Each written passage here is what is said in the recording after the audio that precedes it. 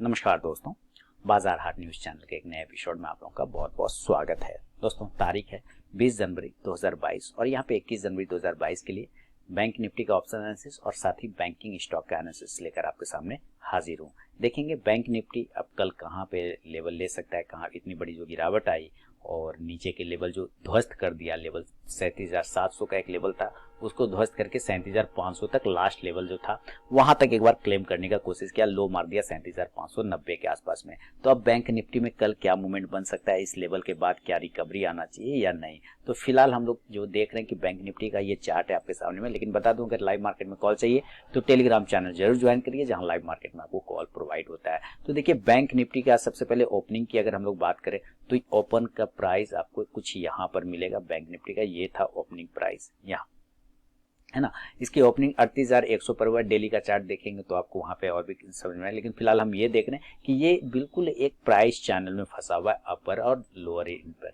क्या है, बिल्कुल एक प्राइस चैनल में फंसा हुआ है ना। यहाँ से ये प्राइस चैनल में इस तरह से मूव कर रहा है। आप देखिए, बिल्कुल इस तरह से मूव कर रहा है और ये अब यहाँ पर आ चुका है और यहाँ से टच करके ऊपर गया। तो अगर ये चैनल को इस तरह से ये चलता रहे तो नेक्स्ट मूव फिर यहाँ आएगा और ये लोअर इनके पास आएगा, यहाँ तक आना चाहिए। क्यों आएगा, आप अगर पैटर्न कंप्लीट करते हैं यहाँ पर तो देखिए 1 यहाँ से गया, फिर यहाँ पे ये पूरा टच नहीं करता है और यहीं से घूम जाता है। इसी फिर 2 को यहाँ पूरा टच करता है, 3 को यहाँ टच करता है, फिर 4 को यहाँ टच नहीं, नीचे नहीं आता है, यहीं से घूम जाता है। तो फिर 5 यहाँ टच करता है, 6 यहाँ टच करता है, 7 बिल्कुल यहाँ पे पास में आता है। अब जब ये वापस गिरेगा तो यहाँ पर आएगा, ठीक है। इसको अब यहाँ पर जब ये आ गया इस जगह पे तो यहाँ पर से कल इसको इस तरह से बाउंस होना चाहिए। सिनेरियो ये आता है, अगर इस जगह को होल्ड नहीं कर पाया तो वापस से अपने लोअर इन को इस जगह पर टच करेगा। तो इस दोनों ही प्राइस को हम एक बार नोट कर लेंगे अपने पास में कि कहाँ से रिवर्सल मिल सकता है और कहाँ तक इसको आने के चांस बनते हैं। तो अगर ये नीचे आता है तो नीचे आने का प्राइस एरिया क्या बनेगा हमारा,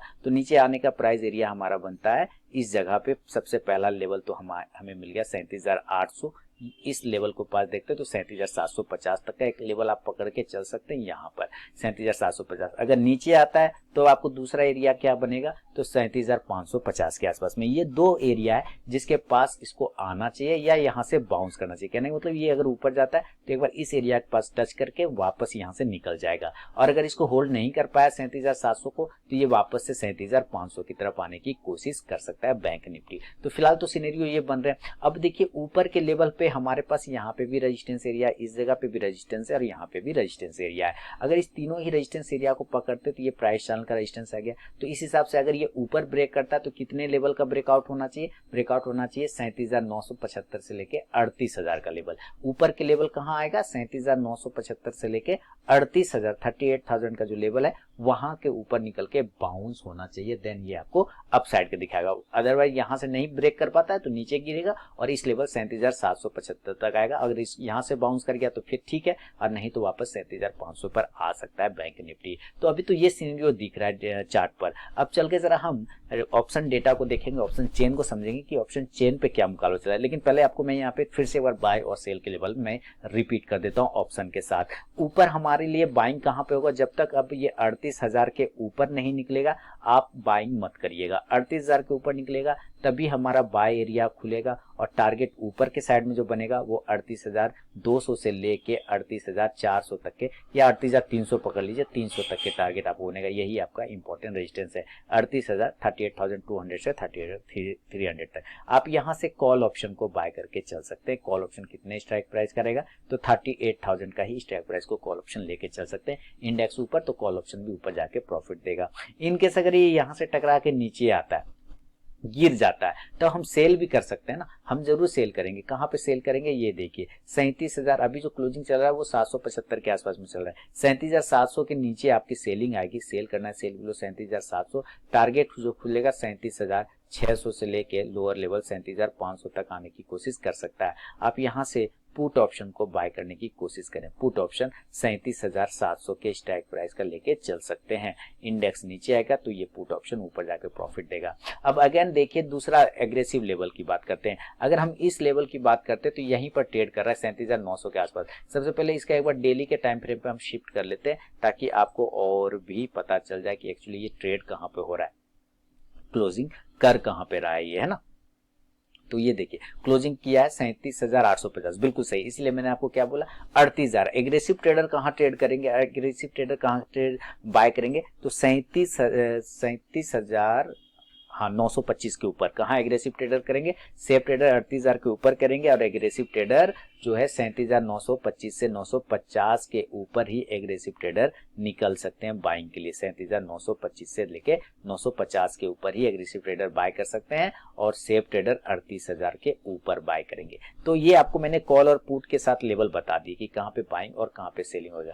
याद रखिए इसके लेवल पर यहाँ पर अगर ये वापस आ जाता है तो यहाँ से ये बाउंस कर जाएगा, जो कि 37,550 से 570 का लेवल आ रहा है। ये एरिया पे आता है तो एक बार फिर से बाउंस एरिया आपको बनेगा और ऊपर के लेवल फिर यहाँ से ये 200 पॉइंट कवर करके लेके जा सकता है, इसको ध्यान में रखिएगा। चलते हैं हम लोग ऑप्शन डेटा पर, ऑप्शन चेन देखते हैं क्या बदलाव हुआ है।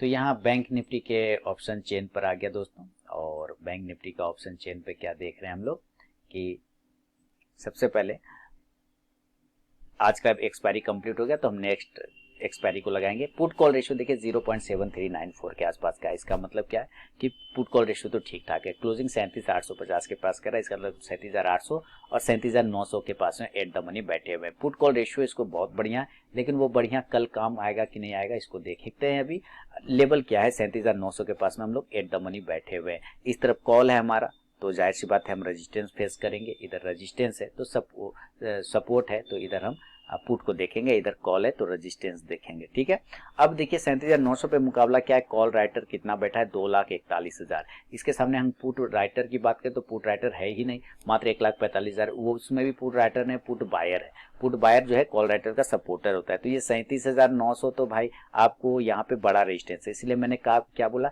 कि आपको बाइंग 37,925 से 950 के ऊपर करना है एग्रेसिवली और सेफ 38,000 के ऊपर, है ना।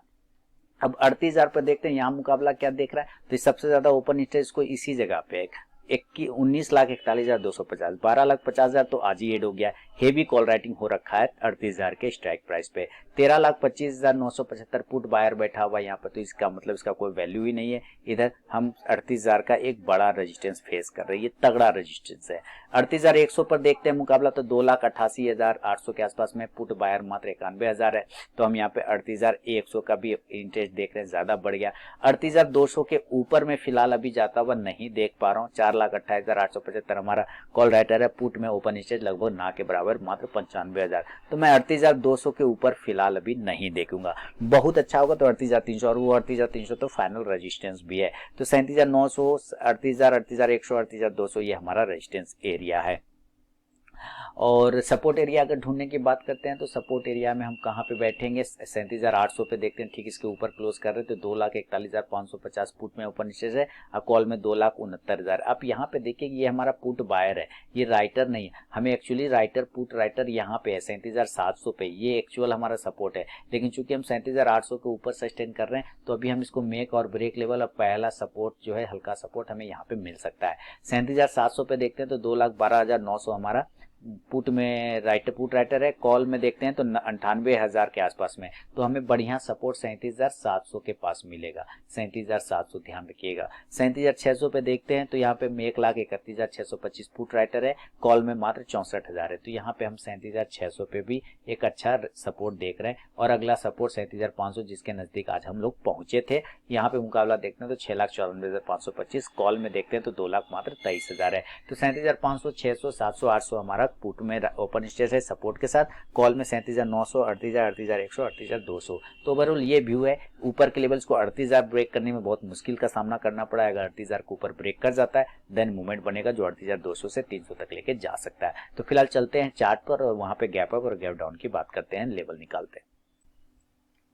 मान लीजिए दोस्तों ये अगर कल गैप अप खुल जाता है, देखिए आज जैसा इसने पैटर्न बनाया, ये इसने एक हैमर जैसा पैटर्न बनाया, यानी कि नीचे से रिकवरी इसने तो दिखाया है, स्ट्रेंथ दिखाया है नीचे से। लेकिन अगर ये ऐसा होता है तो कल जाहिर सी बात इसको गैप अप खुलना चाहिए अपने क्लोजिंग प्राइस से।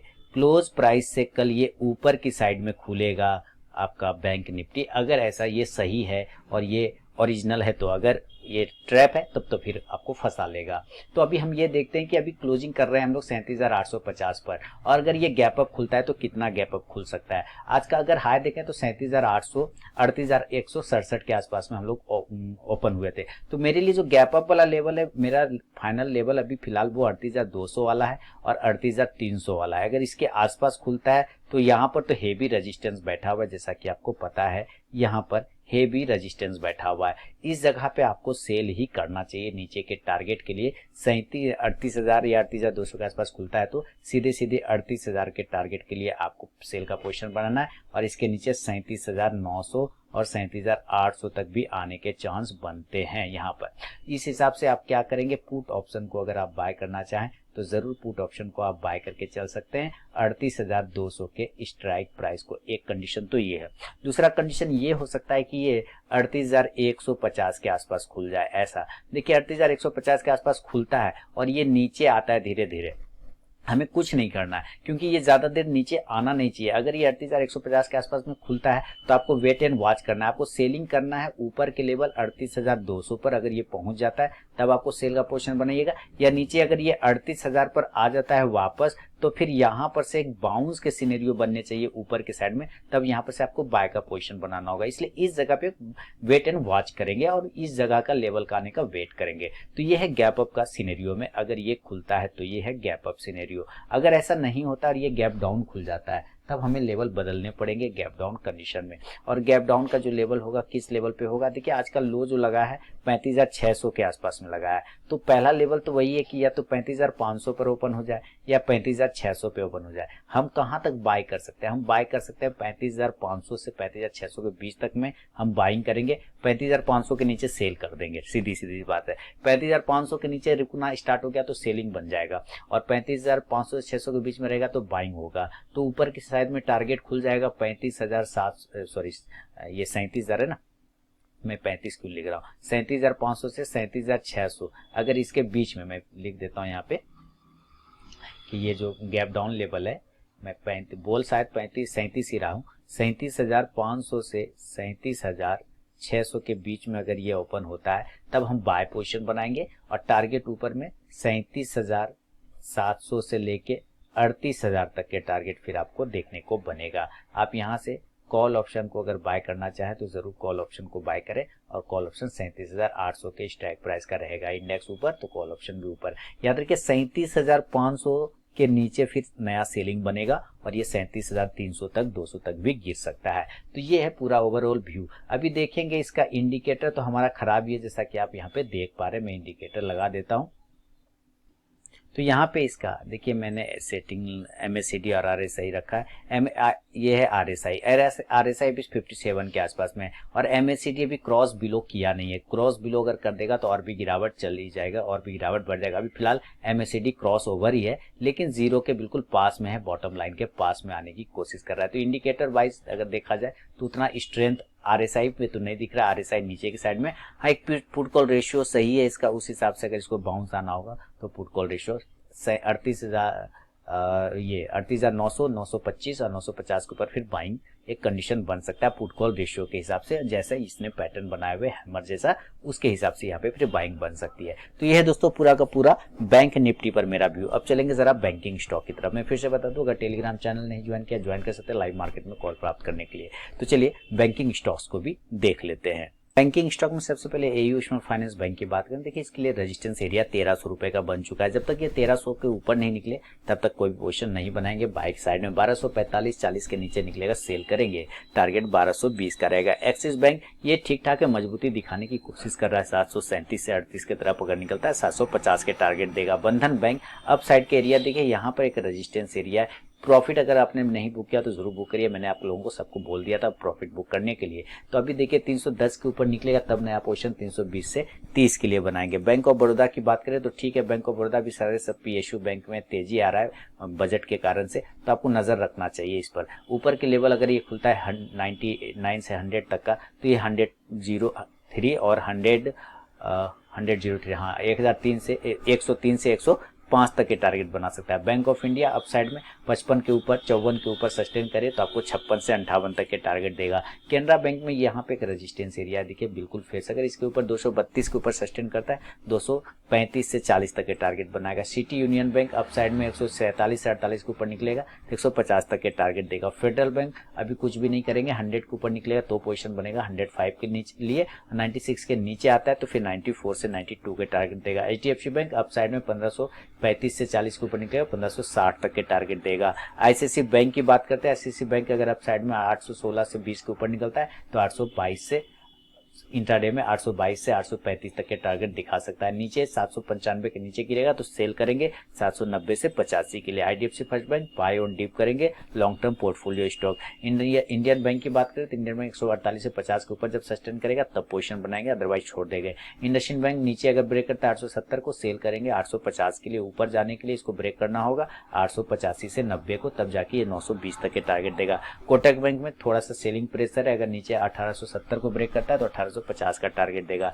पीएनबी बाय ऑन डीप करके चलेंगे लॉन्ग टर्म स्टॉक पोर्टफोलियो के लिए। आरबीएल बैंक काम फिनिश हो चुका है ऊपर 157 से 58 के ऊपर जब सस्टेन करेगा तब नया पोजीशन बनाएंगे ये आरबीएल बैंक में, अदरवाइज छोड़ेंगे। पंजाब एसबीआई की बात करें 500 के ऊपर जब तक रहेगा पॉजिटिव है, 500 के नीचे खराब हो जाएगा, 520 के ऊपर नया पोजीशन 530 से 40। यूनियन बैंक 48 के ऊपर निकलेगा तभी कुछ करेंगे, नहीं तो छोड़ देंगे। यस बैंक 15 रुपए के ऊपर मूवमेंट बनेगा, अदरवाइज अवॉइड करके चलेंगे। तो ये है दोस्तों बैंक निफ्टी और बैंकिंग स्टॉक पे मेरा अपना व्यू। पसंद आया तो जरूर फीडबैक दें और टेलीग्राम चैनल नहीं ज्वाइन किया तो ज्वाइन कर सकते हैं लाइव मार्केट में कॉल प्राप्त करने के लिए। मिलूंगा नेक्स्ट वीडियो में, तब तक के लिए बहुत बहुत धन्यवाद।